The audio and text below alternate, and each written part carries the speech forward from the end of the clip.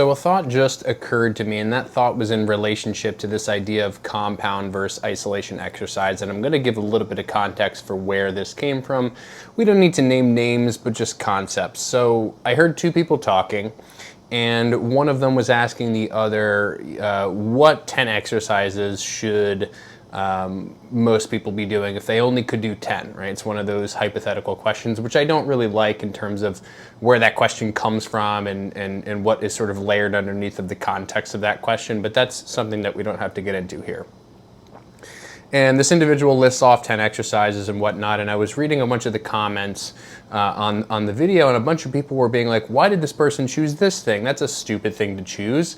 They named like 5 or 6 isolation exercises when all 10 should have been compound exercises. And, you know, these anonymous people who were apparently angry, said these things specifically because their belief is that compound exercises are better than isolation exercises. So let's look at that sort of a statement and that sort of line of thinking, and let's unpack some of the assumptions that are held. And the first, of course, is the fact that compound and isolation as concepts can exist. And so if you clicked on this video, I don't know, it's probably titled something like compound exercises don't really exist, or there's no such thing as compound versus isolation. And the reason that's the case is because there's no exercise that you can do that is actually an isolation exercise on one hand, but on the other hand, there's also no compound exercises you can do that aren't isolation exercises. Okay, so let me detail out sort of what I mean by that. So if I do a biceps curl, right, like king of isolation exercises, right, or so we think. I think a lot of people intuitively, when you ask them to think of an isolation exercise like a biceps curl, just sort of bending the elbow is the first thing that comes to mind.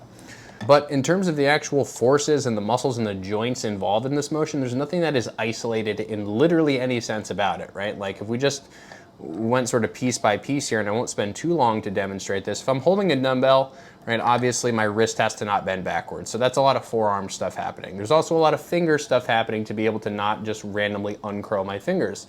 And that occurs on both sides of the joints because both sides of the joint basically need to be held together by muscles on either side. Whenever one contracts, the other on the opposite side also has to contract to some degree to manage that position. So you have a lot of stuff happening in your hands. You have a lot of stuff happening in your forearms and your wrists as a consequence.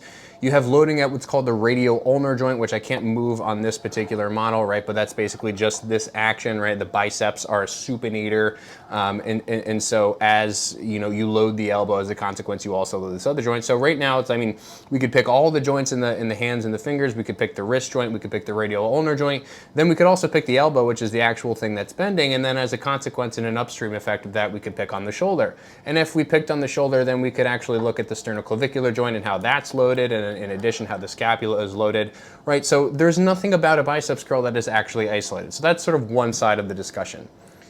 The other side of the discussion, though, is to address the compound conversation, and generally what is meant by compound is something that looks like multiple things are moving, right? Forget about the muscle forces, those don't matter, or so people think. But let's just look at what multiple things are moving. So if I'm doing this, maybe I'm doing a dip, right? Because this is the only plane this guy can move on. I'm doing a dip, right? That's a compound thing because multiple joints appear to be moving, right? Which again is not the relevant point. The relevant point is what are the forces and what muscles across which joints have to deal with those forces. So again, compound, isolation, all we're really talking about in terms of the distinction is the motion and the amount of motion and the imbalance of force that needs to create that motion. Again, biceps curl, all this stuff has to be loaded. But in a dip, we say, oh, this is compound, and this is better for some reason than something like a triceps extension because this is compound. When in reality, if you were to do a dip and you did a set of dips to failure, it's highly likely, and this won't always be the case, right? But it's highly likely that you'll be able to actually perceive if you go to true involuntary muscular failure, meaning that you get to the bottom of a rep or you kind of slowly start to work to the top and you just fail and you can't move anymore, you will feel pretty much a single group of tissues that is failing that motion. So in other words, if I'm doing a dip personally, when I do dips, pretty much no matter how I do them, unless I'm really intentional about loading my elbow, my lower pecs all the way are basically just blown to shreds, okay?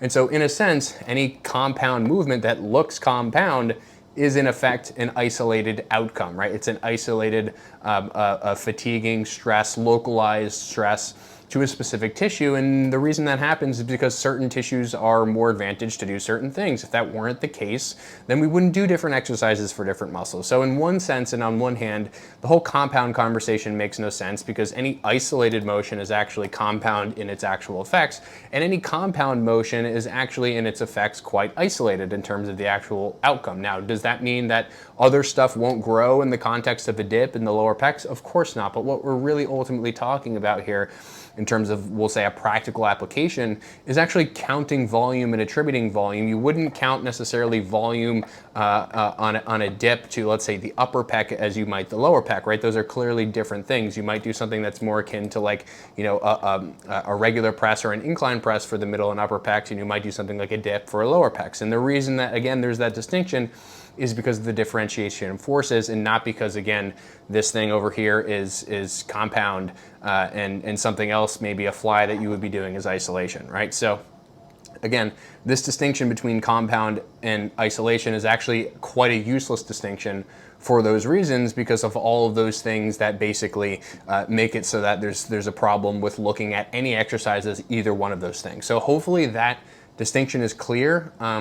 And the sort of takeaway from this is, rather than to, because, you know, what's the takeaway? What do we actually learn from this? Well, if we can move away from calling things and naming things certain names, and we can just simply start to look at what are the forces of the exercise, and ultimately which muscles are contributing to dealing with those forces, but again, which doesn't imply motion necessarily, as in the case of isolation, then we can actually start to make better, more informed exercise decisions. If you're only thinking in terms of isolation and compound, you're going to be incredibly limited in terms of your ability to problem solve in the gym, and your ability to actually conceptualize these things for yourself and for your clients if you're a coach.